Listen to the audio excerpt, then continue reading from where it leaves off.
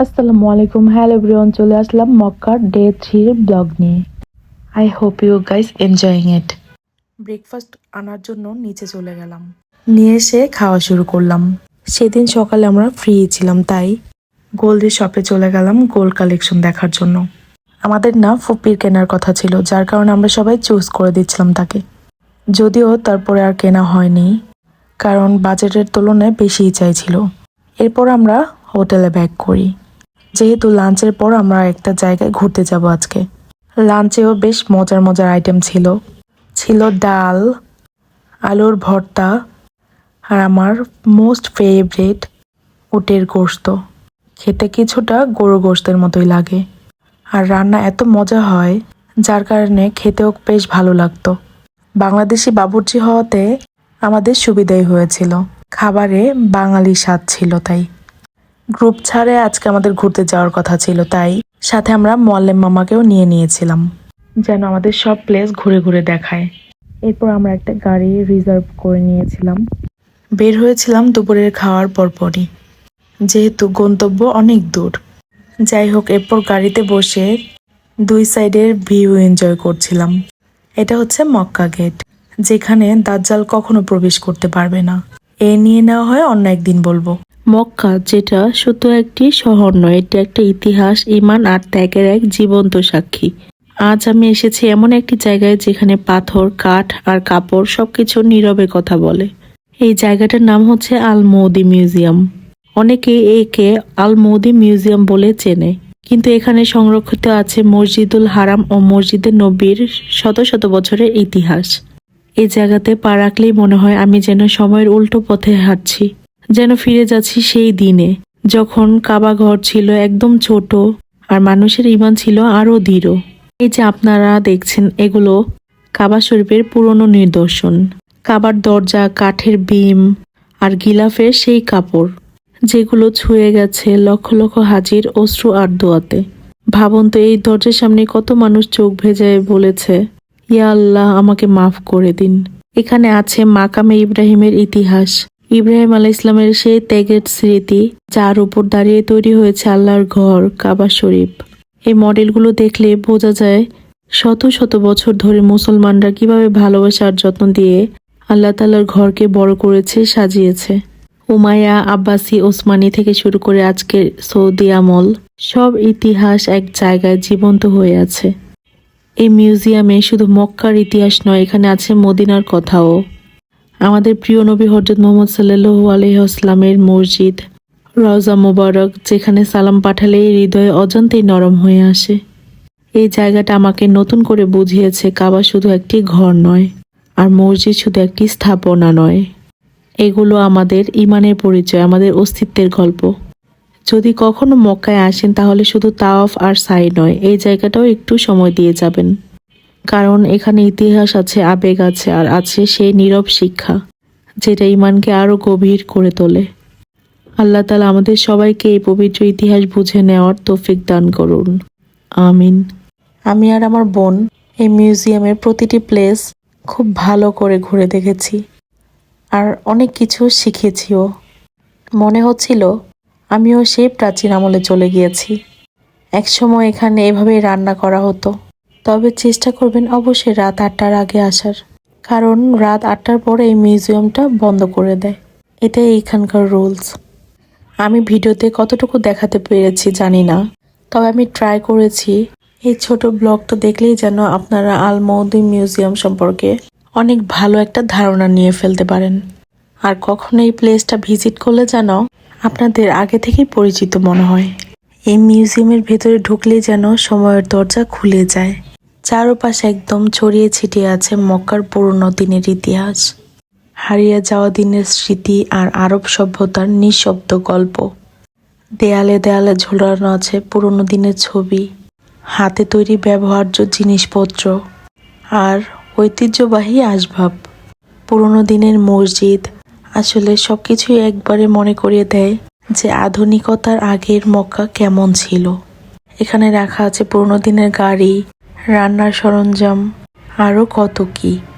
পুরনো দিনের অর্নামেন্টস আর পোশাক, যেগুলো আমি আর আমার হাজবেন্ড পরে পিকচার তুলেছি। আর কিছু ভিডিওস করেছি রিলসের জন্য। এখানে দেখানো হয়েছে আগেকার দিনে মানুষ কিভাবে বসে সন্ধ্যার সময় পার করত, চা খেত, গল্পগুজব করত। তাই আমরাও বসে বসে কিছু পিকচার ওভাবেই নিচ্ছিলাম, যেন দেখে মনে হয় আমরাও সেই পুরোনো দিনেই চলে গেছি। আসলে কি যে ভালো লাগছিল, কখনো আপনারা গেলেও জিনিসটি ফিল করতে পারবেন। আগেকার দিনের কামারের দোকান এমন কিছু নেই যেখানে ছিল না। পুরোনো দিনে কুয়া, কল দিয়ে কিভাবে চেপে চেপে পানি ওঠাতো, সব কিছু এখানে ছিল।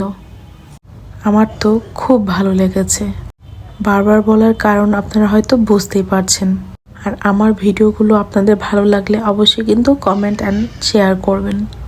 এরপর আমরা সেখান থেকে বিদায় নিয়ে চলে আসলাম। এরপর আমাদের গন্তব্য ছিল আরেকটা সুন্দর স্পট। রাস্তায় যাওয়ার পথে এই মা ও শিশুর সুন্দর হসপিটালটা দেখি। হসপিটালটির নাম ছিল ডক্টর সামির আব্বাস হসপিটাল। ভালো লেগেছে তাই ক্যাপচার করেছি। এরপর আমি সবচেয়ে সুন্দর একটি জায়গায় চলে যাই, যেটি দেখে আমার মন প্রাণ দুটোই জুড়িয়ে গিয়েছিল।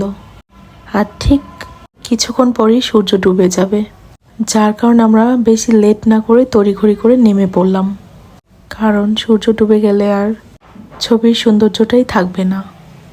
এরপর নেমে ডিরেক্ট চলে গেলাম বিচ এরিয়াতে। আর পাশেই ছোটদের খেলার জন্য পার্ক ছিল। এটা ছিল জেদ্দার বিচ। আপনারা যারা সৌদিতে থাকেন তারা তো চেনেনি। যাওয়ার সাথে সাথে আমরা সুন্দর সুন্দর কিছু পিকচার ক্লিক করি। আর কি পরিমাণ যে বাতাস ছিল, আপনারা সাউন্ডটা শুনলেই বুঝতে পারবেন।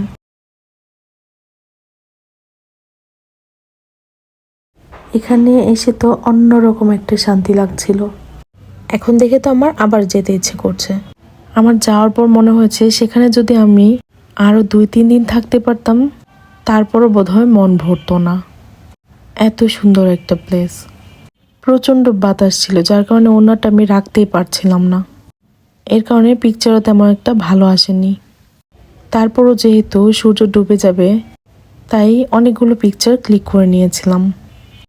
আমার আউটফিট আমাকে কেমন মানিয়েছে সেটি কমেন্টে জানাতে কিন্তু ভুলবেন না।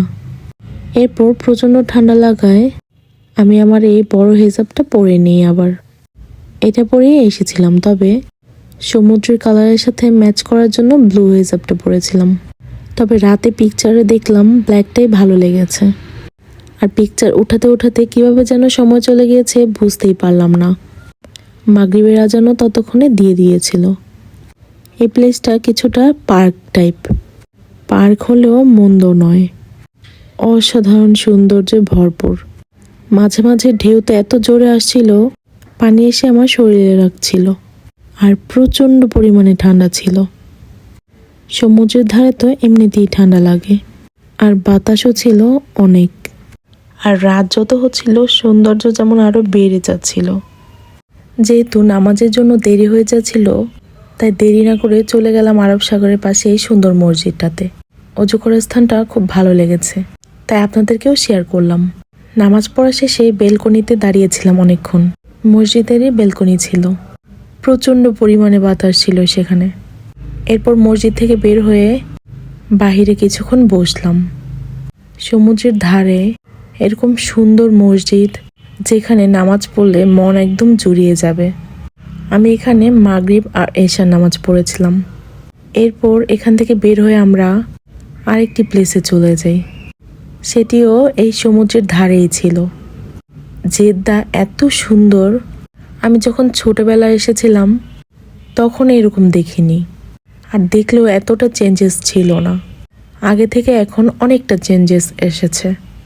প্রতিটি প্লেস আমার কাছে খুবই ভালো লাগছিল, আর আমি কোনো বোরিং ফিল করছিলাম না। সমুদ্র একটাই ছিল, তবে আশেপাশের প্রতিটি প্লেস এমনভাবে ডেকোরেশন করেছে, দেখে মনে হচ্ছে এক একটা এক এক এরিয়া। ঠিক বলেছি না বলেন? আমি তো ঠান্ডায় একেবারে জমে যাচ্ছিলাম, হাঁটার আর এনার্জি ছিল না। তাই সমুদ্রের ধারে বসেই সমুদ্রের এই গর্জন শুনছিলাম। এরপর একটু সামনে গিয়েও ভিডিও করলাম কিছু। ভিডিওতে তেমন একটা ক্লিয়ার বোঝা যাচ্ছে না, তবে পানি এত পরিমাণে ক্লিন ছিল, সমুদ্রের ফিশগুলো দেখা যাচ্ছিল। খেয়াল করলে বুঝতে পারবেন। এরপর আমি আর দাঁড়াতেই পারছিলাম না, তাই ঝটপট একটা দোকানে চলে আসি। আমি গরম কিছু খুঁজছিলাম। এরপর চিকেন নুডলস নিয়ে নিলাম। ভেবেছিলাম খেলে হয়তো একটু স্বস্তি পাবো। চিকেন নুডলসটা কিন্তু খুবই মজার ছিল। আর সাথে নিয়ে নিয়েছিলাম হট কফি। ওই ঠান্ডার সময় এই দুটো জিনিসই ছিল আমার লাইফ সেভিয়ার। খেতে তো খুবই মজা ছিল, আর এরকম ঠান্ডা বাতাসের মধ্যে আমিও কিছুটা আরাম পাচ্ছিলাম। আমি যদি জানতাম অনেক ঠান্ডা লাগবে তাহলে ভারী কাপড় নিয়ে আসতাম। যাই হোক, এরপর লাস্টে অর্ডার করেছিলাম গরম গরম ফ্রেঞ্চ ফ্রাই। খেতে খেতে আমরা চলে যাই লাস্ট একটা স্পটে, যেটি দেখার পর আমরা ডিরেক্ট হোটেলে চলে যাব। এটা ছিল জেদ্দার famous yacht club floating boat area. এখানকার মেইন অ্যাট্রাকশন হচ্ছে ফ্লোটিং মস্ক। এখানে ভাসমান একটি মসজিদ রয়েছে, যেটার নাম হচ্ছে আর রাহমা, যেটি এই ফ্লোটিং বোট এরিয়ার একদম কাছেই ছিল। তবে ফিক্সড একটা টাইম থাকে, সেই টাইমের পর মহিলাদের আর ভেতরে ঢুকতে দেয় না, বাহিরেই নামাজ পড়তে হয়। আর আমরা যেহেতু এসব পড়ে এসেছিলাম, তাই আমরা আর যাইনি ওখানে। বিখ্যাত এই ভাসমান মসজিদের পাশেই বোট ক্লাব। এরিয়াটা যেমন বড় ছিল তেমন সুন্দর ছিল, তাই আর রাহমা মসজিদের তেমন একটা ক্লিপ নেওয়া আর হয়নি। তবে আমার হাজব্যান্ড আবার ঘুরে এসেছিল মসজিদটা। যাই হোক, জেদ্দা খুবই সুন্দর ছিল। এই হচ্ছে আমাদের মল্লেম মামা।